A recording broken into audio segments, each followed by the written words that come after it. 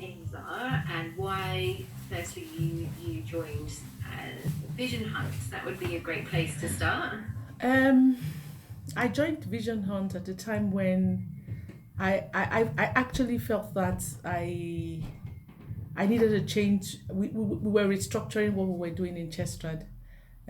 We have been in business for 25 years, and the mosaic of partnerships that we needed to engage in has also significantly changed.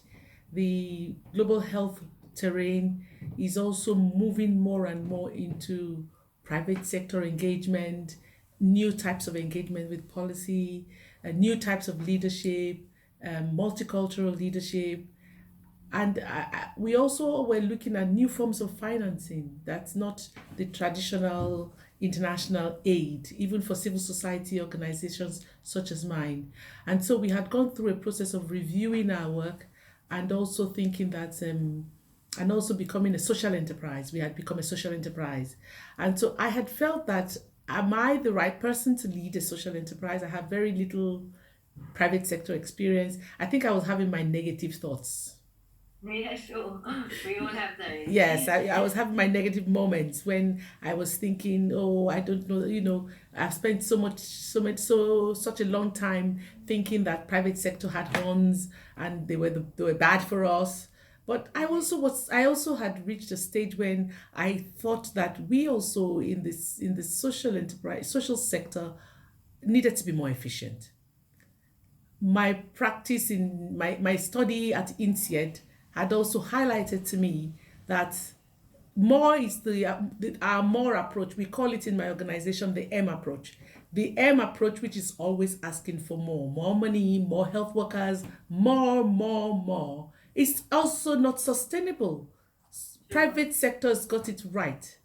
So I was juggling quite a number of balls in my head at that time, of how best to take our new orientation forward as a social enterprise, where we were balancing social values of humanity, of equity, of fairness, of morality, with the business values of sustainability, economic imperative, and an investment imperative in health. So health is wealth, wealth is health, was where we were.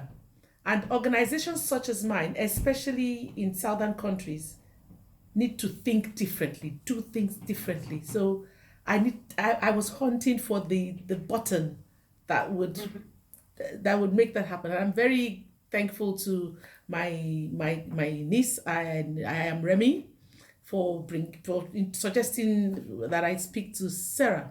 And that's that. I think it was just juggling a lot of things and trying to put them into reasonably harmonious boxes, or bubbles. I think boxes are too stable for me. Harmonious bubbles would have been the right thing to say. And so making my different bubbles bubble in harmony.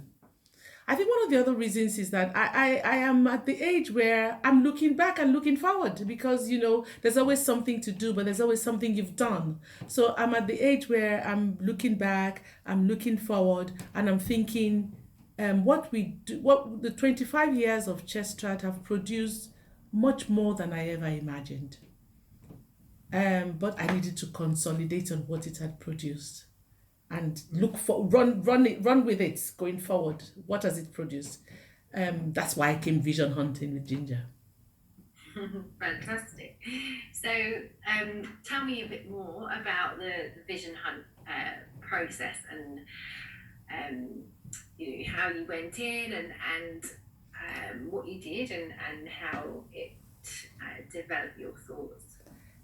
Let me be upfront. I was terrified. I Yeah. went in like a little timid mouse because I was thinking, what am I going to say? I mean, what's this going to do for me? I know what I want to do. What am I hunting for? I think the podcasts, the three podcasts, the preparatory podcast, the preparatory discussions with Sarah and Jenny really opened it up for me in a fantastic way. And I went back and I listened to the podcast again. And when I went back and I listened to the podcast again, because I had that preparatory session, and the preparatory sessions were just awesome. it took away my initial reluctance or initial fear, but not enough for me to be confident that I had really touched the belly button. So before I went for the vision hunt, I had used the podcast in a very productive way. One key light bulb moment for me with the podcast was that during the podcast, I realized that I had two boxes, two buckets: my professional space and my social or personal space. And there's a little pipe that joins both of them. But I was mixing up so many things that were in my personal space and were challenging my personal space, or had in the past challenged my personal space, with the new things I need to do in my professional space. So I went to the Vision Hunt meeting or exercise with things in my professional space and things in my personal space, and didn't have the thread that was linking both together in a sensible way. I I think that happened in St. Pancras. Okay, the process was what after the podcast, and then what happened? Then we had the face to face in St. Pancras. I think for me, no, that's not right. I'm sure that for me, I got the best match in the person that Sarah matched me with. It looked like she was looking for oranges and I had the orange peeler. And when I was looking for orange apples, she had the apple peeler. So we were a very good match. She came from a place where she wanted a bit more humanity in the private sector. And I'm coming from a space where I want a bit more business, a bit more efficiency in the kind of work we do. So I think it was a fantastic match. The vision hunt exercise also helped me to put the pipe between the personal box and the professional box, and not to see them as mutually exclusive boxes, which was great because I had either to mix them up into a cotton wool mash with a little kitten me in the cotton wool mess, jumping all over the cotton wool mess. Then I suddenly find out I could separate them into a personal box and a professional box, but I couldn't link them. Vision hunting helped me to link the personal with the professional. It helped me to clarify my vision. I love Africa. I up until then wasn't aware how much the passionate me comes out when I'm speaking about Africa, or when I'm thinking about things that we need to do in Africa to make sure we can harness the potential of what Africa really is. It's a beautiful place. It's a land of beauty. It's a land of warm people, but it's also a land of poor people. It's a land whose narrative has never been told by the people who own the narrative itself. And it's a new world. The Sustainable Development Goals give us the opportunity for a new world. And I was able to connect my personal mojo, as Sarah calls it, with what as actually the impetus that's driving me in my professional space, my personal desire, my personal pride in being an African. I think I am absolutely proud to be an African. I'm absolutely also feel a sense of responsibility and opportunity to look back at 1.1 plus billion people whose voices I have the opportunity to represent in the global space, whose perspectives, whose context, whose realities I am actually very fortunate to be able to represent in the global space. And that's what drives my professional work. So that's the link. The link is that my passion link and my vision link. I was able to connect by talking to Sarah and my colleagues at the Vision Hunt. And I was able to also put a belly button to it. The belly button is women and children. No apologies here. Women, at the foundations of public speaking, I also realized that women lose their voices from the day they are born. You first lose it to your father. As an African, you lose it to your father. Your father needs to accept you.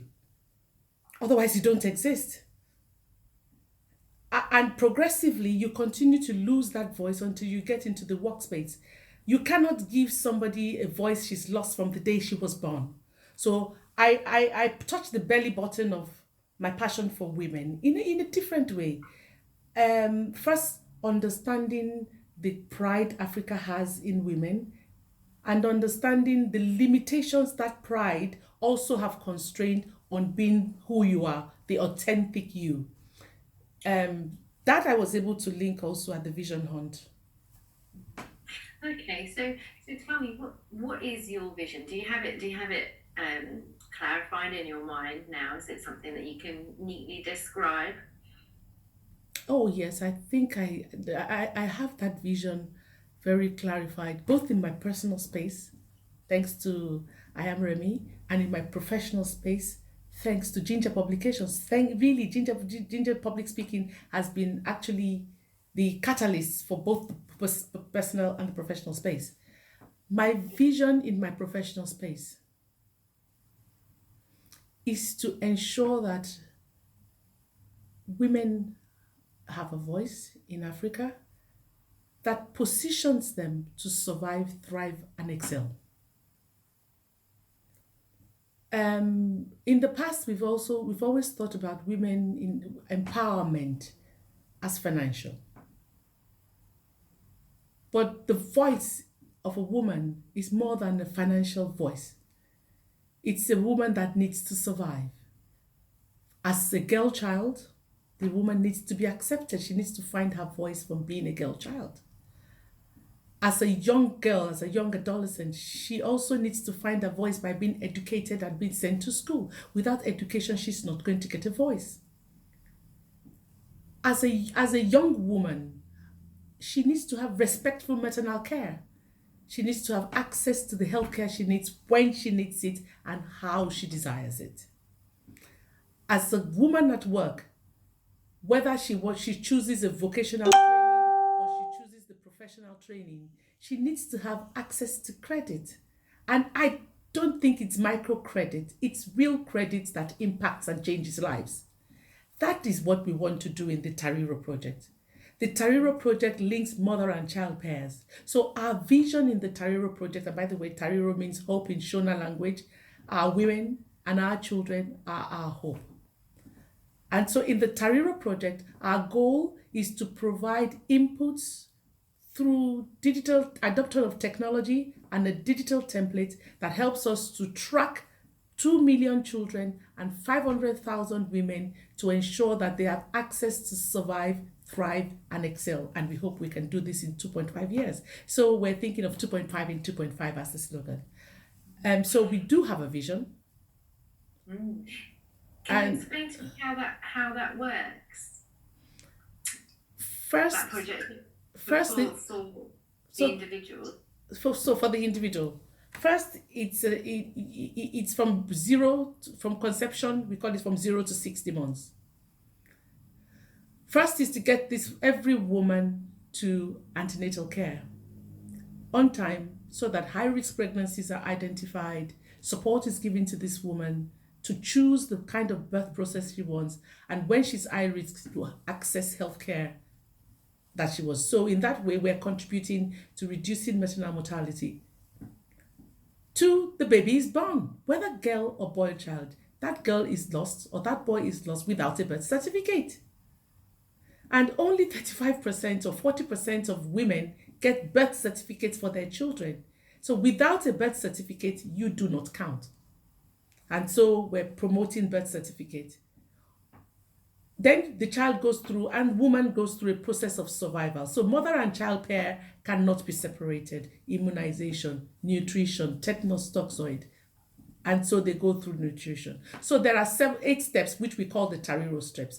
All of this we're putting into a smart card so that the data is available, because it's one thing for the woman to know.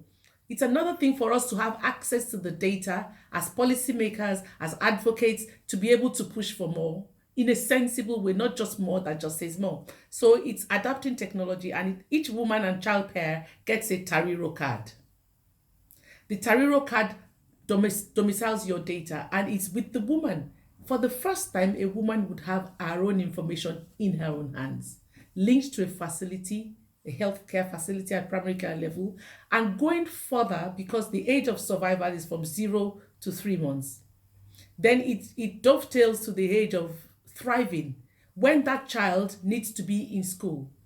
If we were in Nigeria at this time, and I think the video we're going to send to Ashley is going to show you the situation of more than 60% of women and children between the age of 1 to 3 years. They're in markets. They're in motor parks. Mother cannot pay attention to her enterprise. Child is not getting immunization. No cognitive learning. No early learning. In 6 states in Nigeria, we intend to change that and position early learning centers proximal to markets so that the women can drop their children in quality early learning centers where the child also can thrive up to school age and then begins to excel.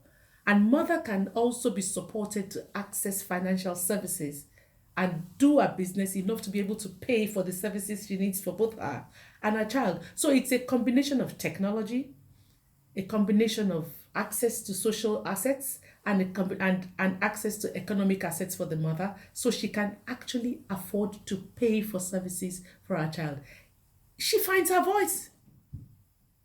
She just finds her voice. Amazing. And how far along are you with the smart cards? We have a partnership that's in Nigeria that's actually been established to take this forward. It includes us as the lead to the partnership, access to assets, managing logistics.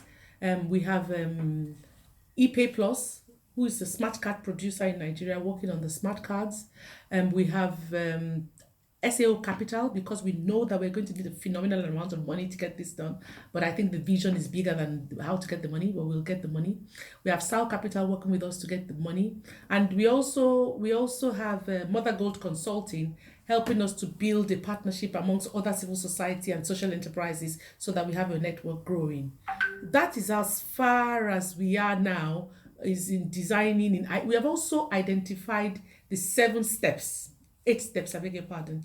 8 steps towards from 0 to 60 months. So those 8 steps allow you to go to Tariro level 1, Tariro level 2, Tariro level 3, and you cannot actually feel your progress as a mother and child pair until you get to Tariro level 8 and you are able to excel in school. So we have already designed that. We've aligned the indicators and the processes that we're tracking with the Sustainable Development Goals. We've aligned it with the UN Secretary General's Every Woman, Every Child. We've aligned it with the aspirations of the Global Financing Facility. We've aligned it with the work that is going on with UNFPA and Family Planning 2020, which is just something last week we agreed that we have to add family planning and access to family planning services into the cocktail.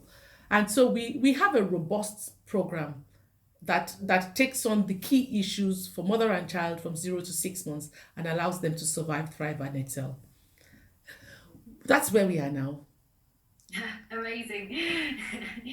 So how long do you think it will take before it's embedded and starting to be used?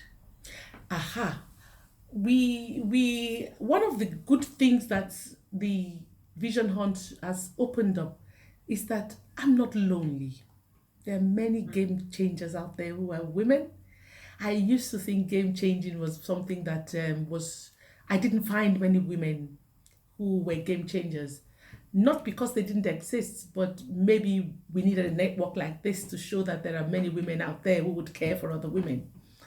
Going forward and amplifying, we've given ourselves another 3 to 4 months of trying to work out within the Game Changers Network, what can we do together? Who can help us? And we have identified 4 areas where we need amplification before we go bigger. We need an investment case. My Jenny, who was with me on Vision Hunt, I was like saying, what's an investment case?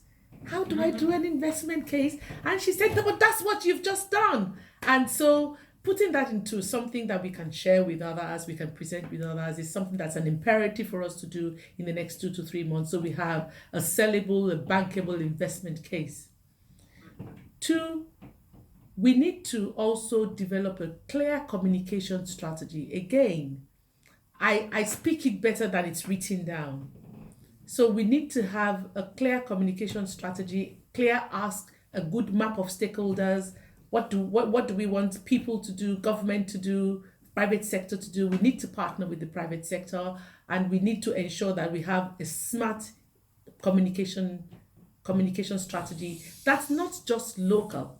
Another light bulb moment. It's not just about us in our little area in Nigeria. It's about the world. It's really about the world.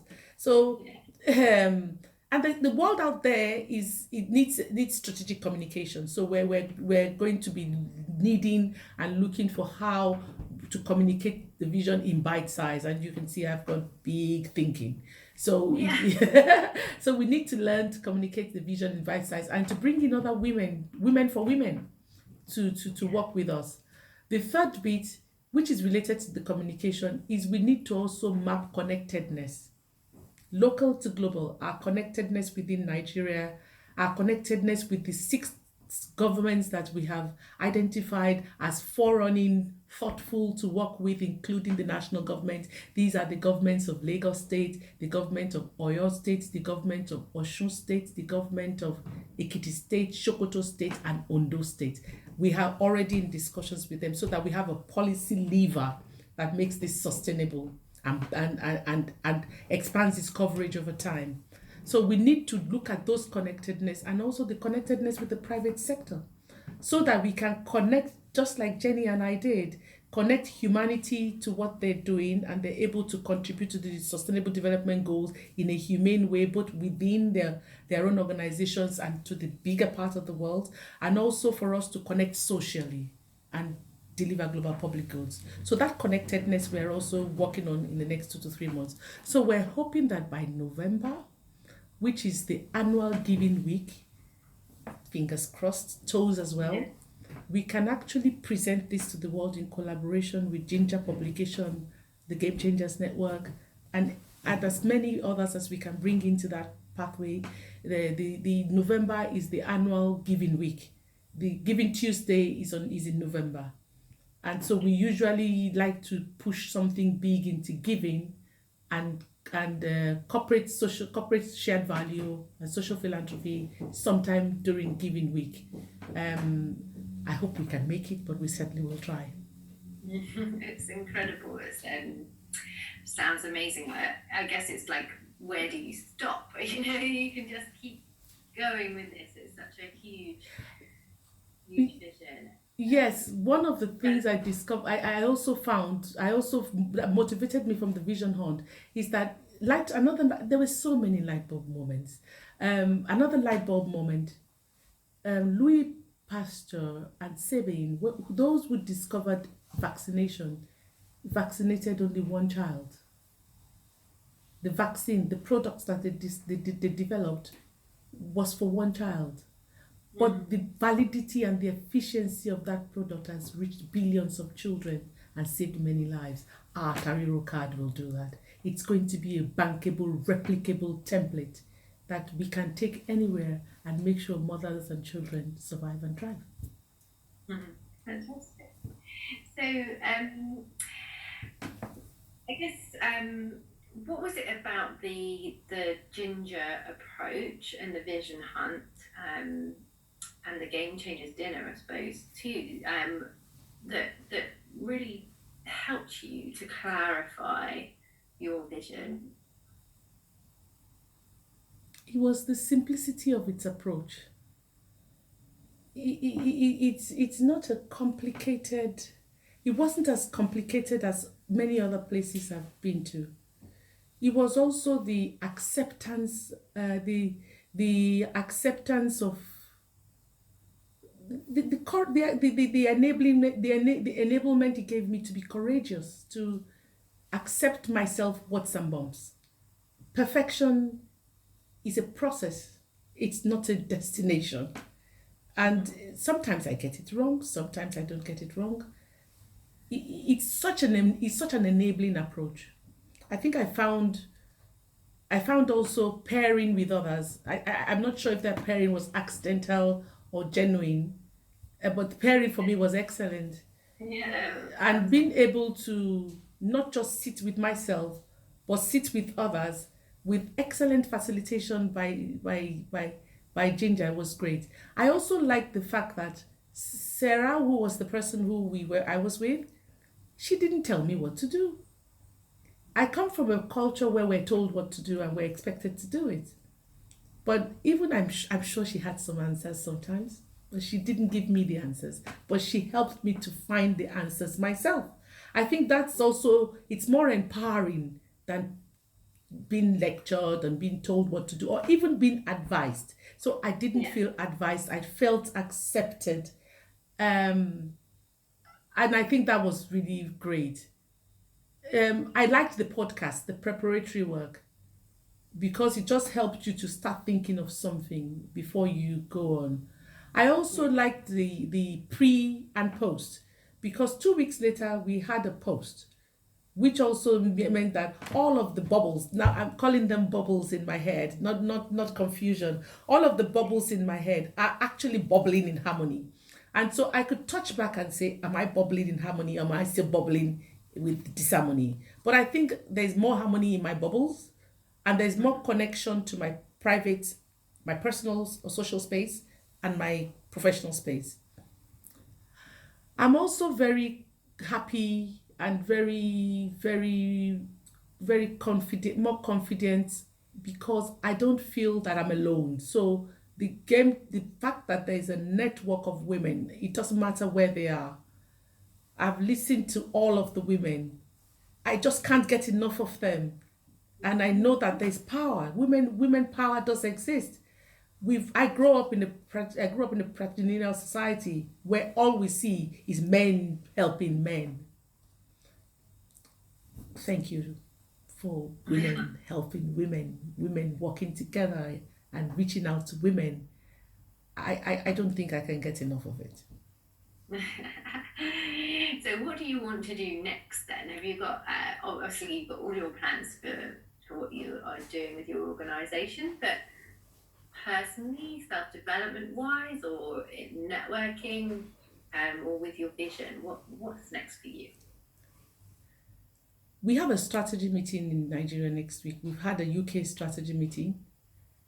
And what's next for us, for and I'll do this in two ways. I'd look at it in my personal space, and I'd look at it in my professional space. In my professional space, we are going to work with um, complete our corporate governance, the revision of our corporate governance, and seek support to write that business plan. Seek support to also write a communication plan, do a stakeholder network, and potentialities. I like the word potentialities for connectedness to support, engaging, participating the Tariro project. So we're going to make it a flagship that allows us to contribute women to women wherever we are. And that's a professional vision, and we're going to take that forward. I'm hoping that the strategy team next week would approve the new strategy, and I'm going to be encouraging us to work the way the Ginger Publications experience and my visionary experience has encouraged me to work. I hope we would get that approval next week. But that's not also far from who I am as a leader of my organization. And I think that the journey started, but it's not completed. So my request is to look at the cocktail of opportunities towards November, where I can come back to hone in the vision with Ginger Publications, Sarah, the team. I had two lovely people, Bev and Vicky, at Foundations of Speaking, fantastic women, and have the opportunity to continue to hone it in until it becomes part of self. I also think that in my personal space, we work with other people. This is something I also feel that I also now look back at my 1.1 billion Africans, and I think they need something like Ginger. So I'd like to take it back home. Yeah. I'd really love to take it back home to my own team, and to my network, because if my network is not in tune with this kind of vision, then I would struggle with them. And there's a bigger network of Africans that we can also deliver to. So I start and end with Africa and the people to whom my passion arises. So it would be great if women can see more of this, do more of this, and be helped to be more of this from my region of the world. Yeah, fantastic. Yeah, it would. I know that resonates with Ginger and having a wider vision of women, female voices everywhere. Sure. So, and it's not just female voices, but that's certainly a really passionate part of Ginger. So I guess would you say is the main difference between where you were, say, 6 months ago with your thinking and your vision and how you felt about yourself and your leadership and where you are now? What would you say is the main difference? What's changed? I think the feeling that I can is the best thing that no matter how tough it is, no matter how bumpy it is, I can and I will. I also think that the difference is just before Ginger, I was about to close down Gestrad. I'd had enough. It was too burdensome for me. And I thought I'm too old to keep doing this. But no, I was wrong. No, this is the time to do it. I'm doing it in a different way. I'm pushing boundaries. I'm pushing ceilings. It's tough, but I'm happy doing it. So if I'm happy doing it, then I should continue doing it. So I think there's more optimism in me that what's got to do? It's got nothing to do with age. It's got nothing to do with nothing. It's got nothing to do with we're in a different world, a VUCA world. We're in a VUCA world, and I am a leader in a VUCA world. So it's getting the skills. It's getting the skills and continuing to build that leadership capacity and not forgetting that I need to build it in others. That's going to keep me going in a VUCA world. So I'm happy to do that. It's a different world. It's complex. It's ambiguous. It's everything we say it is. But it's still a great world because it means that we can do things differently and we can make a difference in the lives of people we care about. That I was losing.